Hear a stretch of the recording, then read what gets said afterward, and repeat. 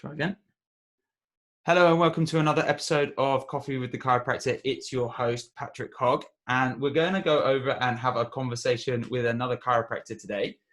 This chiropractor is another WEOC student who is running a practice with her partner in crime, who's actually already appeared on the podcast, which was Alicia, and I'm not going to try and say her last name again because she had to pronounce it for me because it's so complicated. But they both run their practice together in Bury, which is north of Manchester. That's right, North Manchester. And we were just having the conversation. They actually do some really cool stuff in their clinic. So as well as obviously offering chiropractic, they also have the interdiscal decompression tables in their practice, which obviously helps with disc decompression. They also work with orthotics. They have 5 chiropractors working there and 4 MTs, which is massage therapists. They were the co-author of the book that we mentioned the last time, which was Yickety Yak, Let's Talk Backs, which is actually available on Amazon as well. I also know that both these guys are involved with their own teaching and information business. So they actually don't only improve on their patients, but actually are also teaching other chiropractors how they can take their clinics to the next level. And it is Wendy Davis. So I know that she's obviously going to introduce herself a little bit better and maybe tell us a little bit more about herself. Hi, Patrick. Oh, great introduction. Wow, you're making me sound really good. It's because you guys are rock stars. You don't realize it, but you are. You're too kind to do. Thanks for having me on. It's great to be here. So I'm Wendy. I'm the other half of Bury Chiropractic with my business partner Alicia. And so we have had our practice for 14 years now. Wow, 14 years. 14 years goes by so quickly. So we're both chiropractors, passionate coaches and mentors. We love to teach our team. And as you like to say, Patrick, we've got a nice sized team. So we love to look after those, and we do regular team coachings with them and strategy days with them on personal development and all sorts of things. So we love doing all that type of stuff. But so as I said, we wrote a book together, Let's Talk Backs. We have a practice up in north of Manchester. We have our own kind of coaching company, Wendy Davis, which we help other businesses grow and become successful and show them all the hints and tips that we learned through the years and pass those down. We love doing that. We love doing some one-on-one stuff as well. So we like to keep it's nice to have a variety of things. You know, I love the chiropractic stuff, love doing the chiropractic, very much passionate chiropractic, still in there, Justin. And but also love this like the business side of things, and the growth side of things, and the coaching side of things. So very, very blessed and very lucky to be able to have a nice rounded career. I think it's is it Confucius? You said if you find a job that you love, you'll never work a day in your life. Something along those type of lines. So that's a motto I live by. Yeah, I can't remember who quoted that, but that is like it's so true, because my patients will say this to me all the time. How can you be so happy at 8 o'clock when you've been here since 10 o'clock in the morning? And they just don't get why you're just so happy at the end of your shifts. It's just as happy at the end of your shift as why you are at the beginning. Oh, it's awesome. I can't understand why more people aren't chiropractors. You know, what an amazing profession that we belong to. You get to meet all sorts of really cool people, get them well, get them healthy. You see them, I mean, I've got people that come and see me. I've seen them for years, like 10, 14, 15 years. And you see their kids, and now I'm starting to see grandkids, and just slightly worrying. Been doing this a little bit long now, so but it's awesome. I love it. I can't understand why more people don't do what we do. Aren't we lucky, Patrick? It's interesting you said. Do you know what? When I used to work in Hove, I used to manage a family, and the grandparents, parents, and kids all used to come in all at the same time, and it was an open plan adjusting room. So wow. the kids would be running around the room whilst I was adjusting mum and dad and the grandparents, which was it just changes the energy of the environment that we work in, which is great. Crazy hectic. Sounds fun though. Oh, always crazy. Open plans, always crazy. And so look, I wanted to obviously ask a few questions today, but one of the first things that I always like to let our listeners know is really the reason why you became a chiropractor. What was it that helped you find chiropractic, and how would you describe that your development since you become a chiropractor has been? That's a cool question. So, well, for me, my mum was the person that got me into chiropractic. So you can probably tell by my slightly crazy accent, I'm not British born. I was actually born in South Africa. So I grew up in South Africa until I was about 12. And we were really lucky. We had a fantastic house on the top of a hill. It was actually on the top of a sand dune because we lived near the beach. And there was a bungalow, and it had a really long drive, a red brick drive that went all the way down to the main road. It was quite narrow though, and it didn't have much of a turning circle at the top. So so my mum used to drive our car. We had an old Ford Cortina, I remember one of those bad boys, like open boot at the back. Brilliant. Blue plastic seats, amazing car. Anyway, so like not much of a turning circle at the top of the hill. So my mum used to drive up, and then she used to drive, literally have to reverse the car back down again. And I think over the years of doing this repetitively, one day she was racing, looking over her shoulder, reversing the car down the driveway, and she got to the bottom of the drive, and it was like, oh no! She literally, her neck completely seized up. She could not turn it at all, like proper torticollis. Couldn't move it at all. And lucky for her, she had a friend of hers called Molly, who was seeing a chiropractor in Durban at the time, where one of the major colleges in South Africa is down in Durban. And she was like, you should go and see my chiropractor. He's sorting my back out. You should go and have your neck sorted out. So I remember, I must have been about 5 or 6. And I remember going with my mum and watching her get her neck adjusted. And she went in like this and came out like, oh, I can move. This is amazing. And so she's been a huge advocate of chiropractic ever since. She still sees a chiropractor. I don't live near my mum, so she sees a chiropractor where she lives. And when it came to choosing a career, I was like, oh, what, because you I don't know, 15, 16, they start asking you, don't they, careers, what do you want to do? And at that point, I was like, I knew what I didn't want to do. I didn't want to be in an office. I didn't want to be doing loads of repetitive paperwork. I didn't want to be on my own. I wanted to do something that was fulfilling, purposeful, that changed people's lives, that made a real difference in the world. And my mom was like, well, why don't you become a chiropractor? So I went and shadowed. I was really lucky. There's an amazing chiropractor in my hometown, which is down in Gillingham, down in Dorset, and a guy called Dr. Richardson. And he was an SOT chiropractor, actually, so sacral-occipital technique chiropractor. And I asked if I could just shadow him for maybe a day or two, just to see what this chiropractic malarkey was about. And I went and shadowed him, and I've never met such a passionate guy. So he was like, Wendy, this is the most amazing profession you'll ever be in. You get to meet all sorts of lovely people. You get to get them truly well. You get to see them from young people all the way up to the elderly, sports people, musicians. Everybody has musculoskeletal problems that we can help them out with, and you can make a huge difference. And it was infectious how passionate he was. And I suppose that kind of fired up the juices. And then I went through university. I decided that I was going to become a chiropractor, and did my training as you quite rightly said, down in Wales.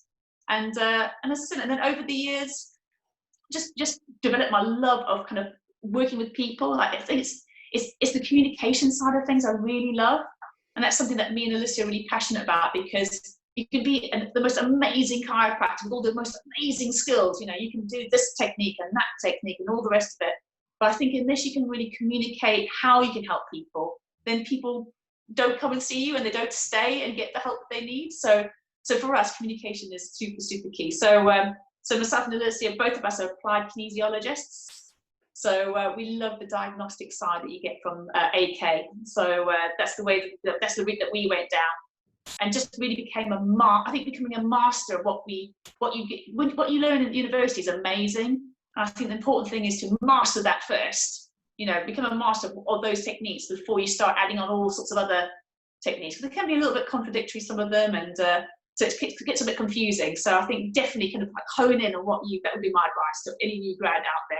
Just really focus on what you've learned and master what you've learned before you start branching out, perhaps. Amazing.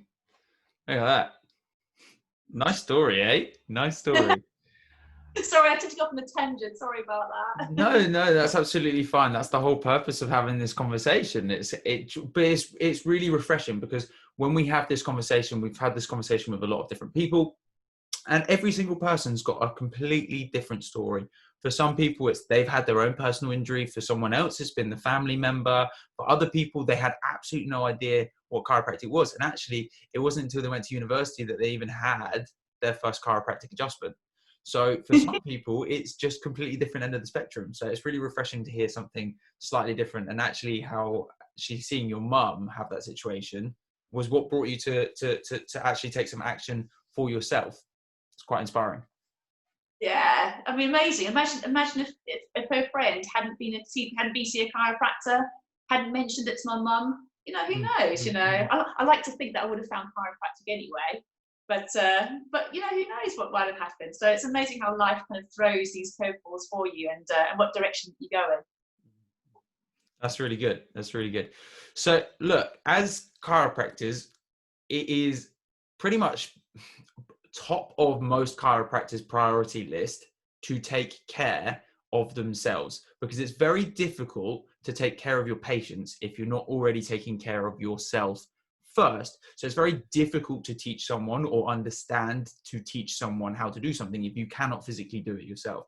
So what we would love to know is maybe some of the things that you do to obviously prevent burnout, keep yourself healthy, keep yourself working in practice, but also like some of the ways that you just enjoy embracing your health. That's a great question. I completely agree with you, because how can you kind of encourage other people to be healthy if unfortunately perhaps you're not the most healthy person yourself? It's incongruent, isn't it? If you're not kind of like living the talk, then it's really hard to kind of like, well, walk the walk rather than just, and talk the talk rather than just telling others to do it. So for myself, I think when most people talk about looking after themselves, they go down the more traditional routes of like, you know, you need to do some good exercise, you need to eat the right things, you need to drink water, and yes, those are all really, really important. But for me, I found the most thing that helps me the most is to make sure I get enough sleep. For me, sleep is like the most important health thing that I do. And I used to struggle getting off to sleep at night. I think what happens is, you know, especially when you kind of like, you had like myself and Alyssa, you've got multiple projects going on, you know, your brain is busy just before you go to sleep, and you're kind of trying to nod off and your brain is so busy, it's trying to think about, oh, I must remember to do this tomorrow, I must remember to do that tomorrow, oh, I should have done that today, I need to do that tomorrow, and it used to take me like about half an hour just to like switch off at night. So what I do to help myself now is, because I think the fear of forgetting to do things is what used to stop me from going to sleep. So what I do now is I have a pen and paper next to my bed, and what I do is any of those little kind of like, oh, I need to do that, I write it down. I just literally write it down next to my bed, write it down, because that gives my brain permission then to switch off. Because I know then, so like, it's all right, it's written. In the morning, I will look at it and I will, you know, formulate a list and a checklist and get it done. But it kind of gives your mind permission just to kind of switch off. So I think that's helped me hugely. And I think also, I know I personally don't write it down, but I definitely every night before I go to bed, the last thing I think about, because it's really important to give your mind positivity before you go to sleep.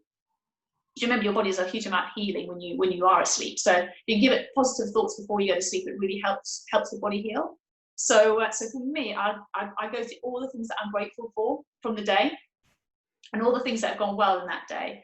And and it's a, you know, if you're a spiritual person, it maybe, you know, people may pray, you know, or even it's just easy just to kind of just go through it in your mind. It's like, oh, you know, I'm really grateful for, and it can be just simple things like really grateful for the roof over my head, for my friends, for the really lovely meal, you know, I had this evening, for the sunshine, because isn't it amazing at the moment?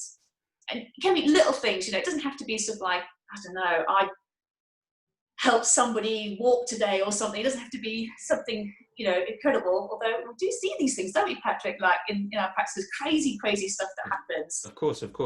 It's just really interesting. The point that you're actually making is that I had a patient that was really struggling with just her mental well-being in general, just purely because her dad's been sectioned recently. He's not doing particularly well mentally himself, and has had a huge strain on the whole family, and she just feels really run down, and she was really struggling with things.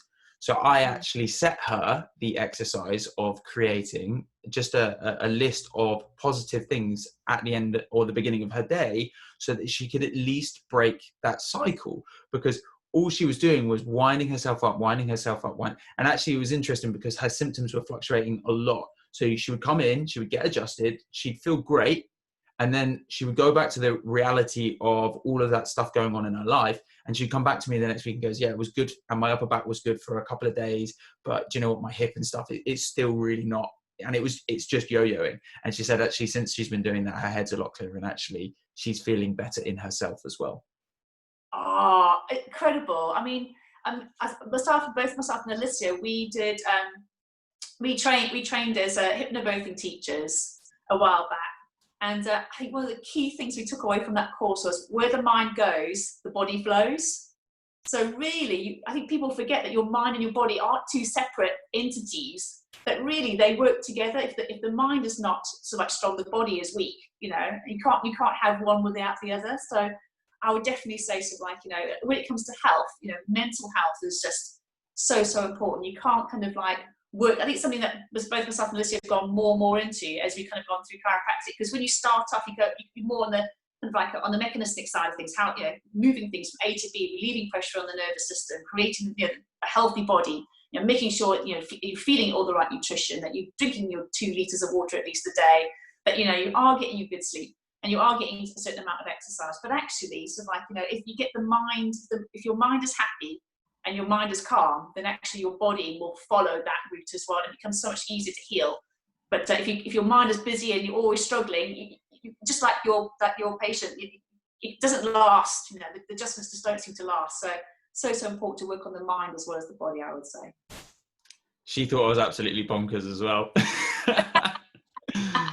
Which was the funniest thing. So when I kind of said to her, I said, look, please do not judge me for this. And I apologize if you feel like this is a very woo-woo or like very out there process for you, because many people really struggle with that idea of setting up meditation or mindfulness. And again, there's a stigma surrounding sometimes mindfulness and meditation, because you get the spiritualist hippies that are a very extreme end of the spectrum. But it's exactly the same as any situation. You're always going to get those extremists. It's the same with terrorism. It's the same with like veganism. You can go down all of those routes. There are always going to be extremists in it.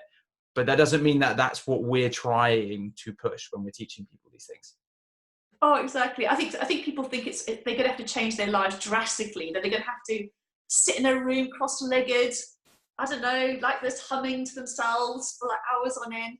When actually it is just taking like, a couple of minutes just to take a few deep breaths and just be in the moment and just chill for a couple of moments. And that's a great starting point. You don't have to be doing these like, I mean, fantastic if you can incorporate that into your life, fantastic. But for a lot of people, it doesn't have to be the starting point. You can just a few moments here and there will make a huge difference. How long do you spend doing your gratitude or like positive affirmation list? So I do it before I go to sleep, half an hour before I go to bed. Actually, I'm literally in bed. I'm eyes closed, and I'll do it then. And it'll take me sort of like, probably like 10 minutes just to go through all the positive affirmations. That's it. And I know that I'll sleep better and I'll wake up more refreshed just by doing that. And again, it sounds a bit woo-woo. You think, but you've got to think, your brain is just a biological computer. All you do is just give it some good programming before it shuts down for the night. So that's all you want to be doing. And it's so simple as well. It doesn't take long. And we can genuinely prove the physiological process as well. Like, it's not like we're making this up, because I could quite happily just say now, if you thought about the most horrible thing that's ever happened to you in your life, you would instantaneously feel a change in yourself. You would feel your heart rate potentially rise. You'd feel your breathing rate change. And so we almost always think that we can dissociate one from the other, but like we could literally use your own body as an experiment to prove that this actually is a thing. It's the same thing. If I jumped out of a cupboard behind you, you know that you would go, and it would have that physiological response. And actually, when you expose yourself to that over a long period of time, you're always in that heightened state of arousal. And so, yeah, I think it's, and like you say, 10 minutes, you were going to go to bed anyway. Why don't you just utilize that 10, 15 minutes that you are sitting in bed running negative thoughts around your head to just change something positive? And I think that's, I think that's a really nice message that you've just sent for our listeners there, Wendy. Oh, cool. As I said, it's so simple to do, and you see it. I mean, you see it, don't you? So like, you can tell people, if you're like in an upbeat mood, if you're positive, your shoulders are back, you're up straight, your posture's good, and then you see somebody's going through a bit of a rough time. They're like walking around, like shuffling along, and you're right. It's how long you're in that state for. Short period of time, your body copes with it, but if it's ongoing, your body gets adapted to this position. And the thing is, it puts stress on your body, and then you have to come and see somebody like ourselves to kind of straighten you out again. Amazing. Look, it's such a nice message, but what I want to do, because this is really, this is a mix for both chiropractors and chiropractic patients. So this podcast goes out to a lot of my patients. And so what I would really love for you to be able to do for us today is maybe give us some implementable steps or some baby steps of how people could potentially take some action today on how they maybe could improve their health. So quick recap on what we said before. Get yourself a pad and paper by your bed, write down your to-dos so that in the morning it's there, you're done, you sleep in. Half an hour before you go to sleep, so like literally get into bed, get yourself comfortable, have a good bedtime routine as well. The same routine every night. So it's literally go to bed at the same time. 10 minutes before you go to bed, you're going to do your positive affirmations, go through what's great for the day, be grateful, but also brush your teeth at the same time. So that, get the same routine. So it means that you're just getting into that routine, that bedtime routine. I've had the same bedtime routine probably since I was a little kid. So it's like the same thing. It's like, whatever it is, have a shower, have a bath, brush your teeth, then go to bed and do the same thing every night. So that's really, really important. Get into a bedtime routine. And then I would also say about your body. Remember, your body is like over 70% water. So make sure that you stay hydrated throughout the day. Your brain will work better. You'll function so much better as well. So we recommend a couple of litres a day. Don't drink it all at once though. Some people want to just want to bolt it down in like an hour or something. Your kidneys will not like it. They do not want to filter all that water. So just drink it gradually through the day. Keep yourself hydrated. And I would just say as well, like for me, it's like, a little bit, people think, exercise, we've got to be exercising a lot. But actually, if you were just to literally over a period of time, over a period of day, if you were just to take 30 minutes, just do a brisk walk or go up and down the stairs, you can do little star jumps on the spot, anything that will just get your heart rate up just a little bit, for 30 minutes throughout the day, you'll sleep a lot better as well, just by getting that movement. Because at the moment, a lot of us are self-isolated, you might be at home and you might not be getting out as much as you normally would do. But there's plenty of stuff you can do at home just to keep mobile. So I would definitely say, exercise a little bit more, drink plenty of water, get that notepad by your bed, do your positive, affirmations. It sounds a bit woo-woo, but honestly, you'll be so thankful you did it. I think the stigma is slowly shifting. The woo-woo stigma surrounding meditation and positive affirmation, and we have to owe that, I think, a lot to people like Dr. Joe Dispenza, Dr. Bruce Lipton, who have really helped us to see that there is more than just what we think is going on. It's actually our environment, our surroundings, and they don't just say it's just your mental well-being. Dr. Joe Dispenza he was a chiropractor before he became almost a medication and life coach. Bruce Lipton talks about epigenetics and how our environment influences our genes, rather than saying our genes is the precursor to whether we develop disease or not. Because interestingly enough, Bruce Lipton was the guy that turned around and said, well, if it was our genes that predicted our future, then if two twins, they've got to have identical genes. So if one of them gets cancer and one of them doesn't, why? Because they're genetically both predisposed to cancer. So you can't make the rule for one and then not for the other. And so what we've started to learn is that actually our genes can be affected by our mood, by our environment, by our thought processes, by the quantity of water that we're drinking. And so if you don't already understand this stuff, this is where coming and obviously speaking to someone like Wendy or myself may really, really benefit you.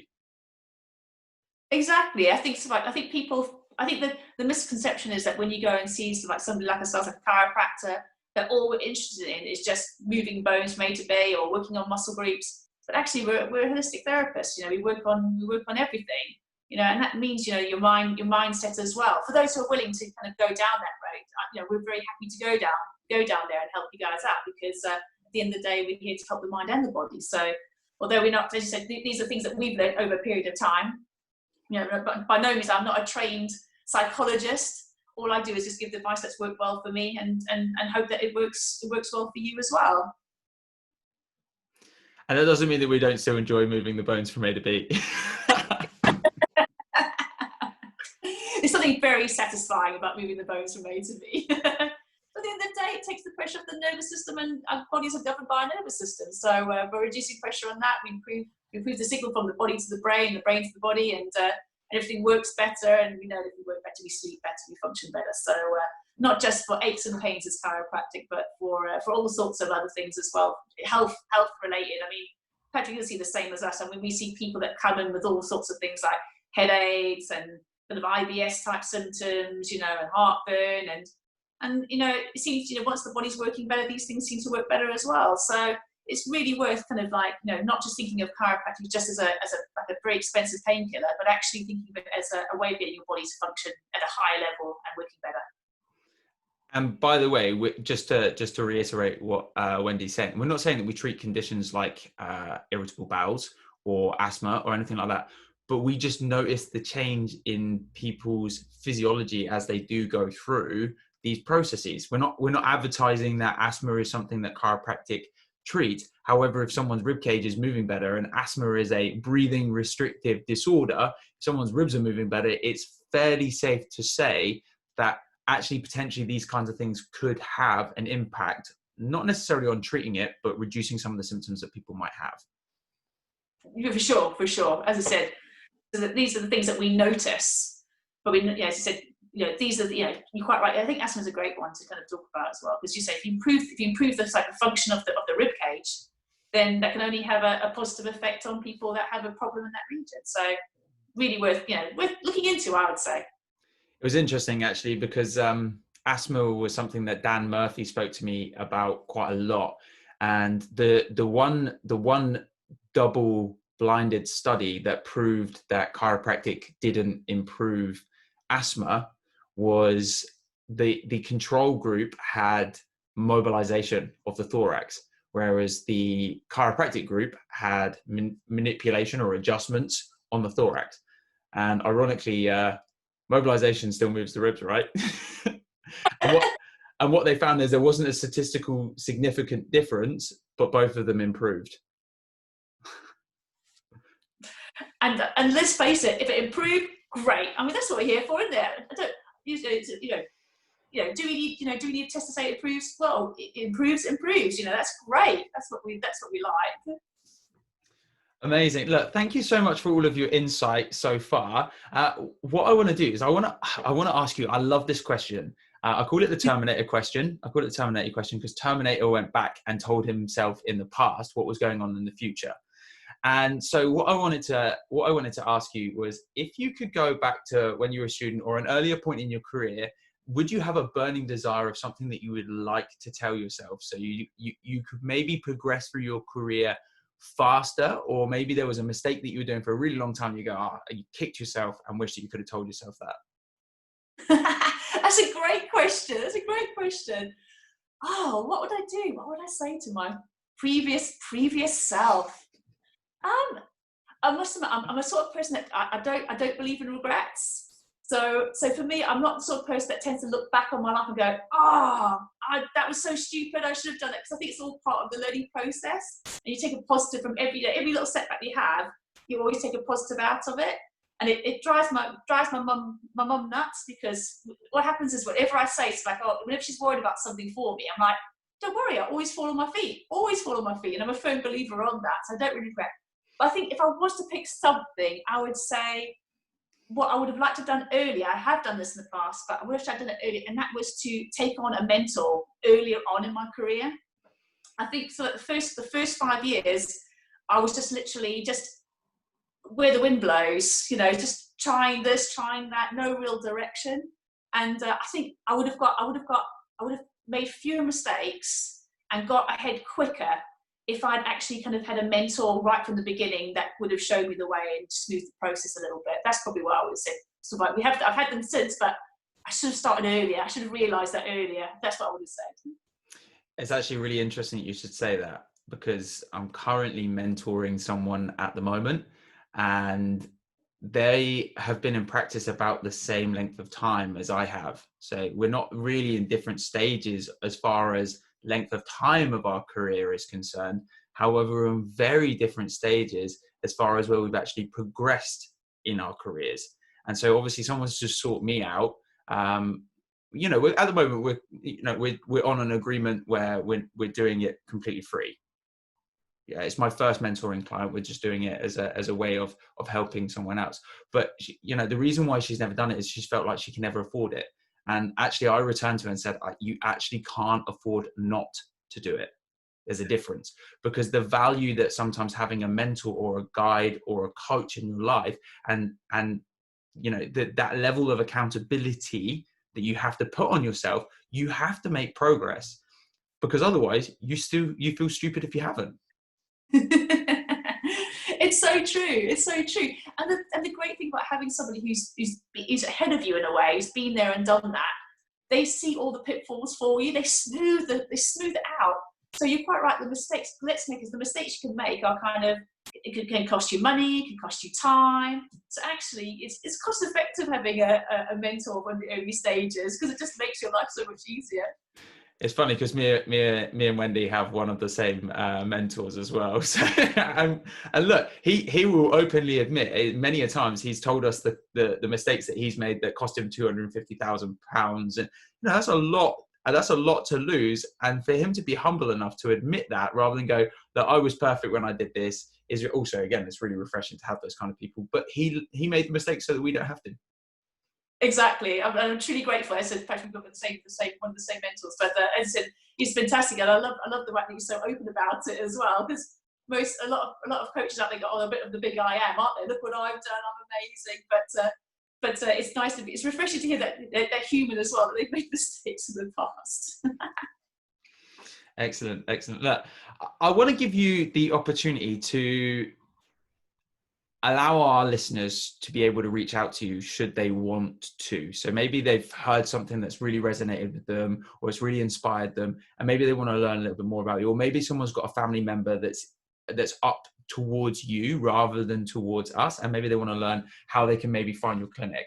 So look, I just want to give you that chance to just basically tell our listeners how maybe they could get in contact with you, or how they could find your clinic or your website or your coaching group. Oh, cool. Thanks, Patrick. That's really kind of you. So as we're up in Bury, which is North Manchester. So the easiest way to reach out to us is probably to check us out on Facebook. So Bury Chiro is our Facebook page. You'll see us. In fact, you'll probably see some of the logos in the back that you'll recognise us from that. So that's one of the best ways to get hold of us.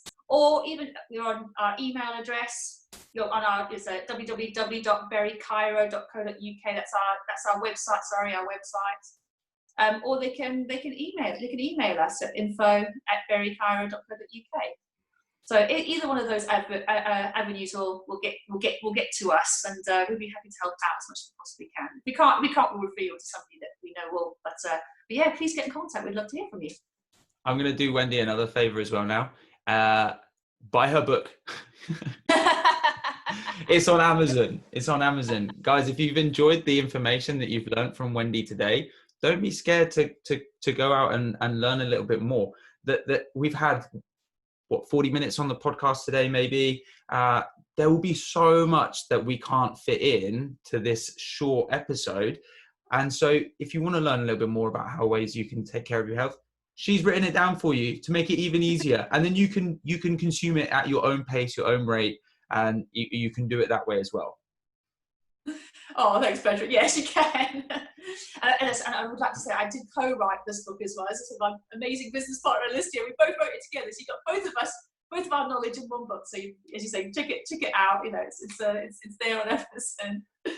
And our listeners already know Alicia as well, because obviously Alicia also appeared on one of our earlier podcasts. So look, I realise that we're coming to the end of the podcast, but what I wanted to do is I wanted to just finish with one last question, and I call this the wow moment, which is, have you got any words of wisdom? Wow, words of wisdom that you can part us with at the end of the podcast today. Oh, I love it! I love it! Wow, words of wisdom. I might steal that, Patrick. That's brilliant. Thief. Well, it's modelling. But I would just say, look, you know, there's so much at the moment. There's so much stress in the world at the moment. You know, there's so much negativity on the TV and on Facebook and all sorts of things going on. And my advice to you guys is just don't get sucked into it. Don't get sucked into it. Try and focus on the things that, you know, make you happy, you know, whether that's your friends, your family, the work, the profession that you're in. Concentrate on those things. Concentrate on the things that you can control, and try not to sweat the small stuff. Try not to get sucked into all the rest of the stuff that's going on, because it'll only just bring you down and make you unhappy. So focus on the now. Focus on the people that you love. Focus on caring and helping people, and you'll be a much more happier person for it. And remember your positive affirmations. Amazing. Look, I know that everyone's going to find some amazing value in this podcast. We're going to add all of the links to Wendy's email, her website, maybe we'll add the link for the book on Amazon as well. So if you guys want to be able to find those things, we're going to add those all into the description of this podcast. You will also be able to find this podcast on YouTube, Spotify, iTunes. It's on all of the major platforms. So if you wanted to reach out, then it's available for all of those areas. And if you've obviously enjoyed the show, then you can like and subscribe, and you can reach out to Wendy anytime. I'm sure she'd be super, super happy to hear from you guys. Yeah, great. And thank you so much for having me on, Patrick. It's been great. I've loved it. This has been a great chat. Next thing you'll hear, Wendy's got her own podcast next week. Oh no, you as I said, it's been fun. It's been fun coming on this one. I've enjoyed it. Well, thank you so much for being on the show for us. And this is another episode of Coffee with the Chiropractor with your host, Patrick Hogg. Until next time, we'll see you soon.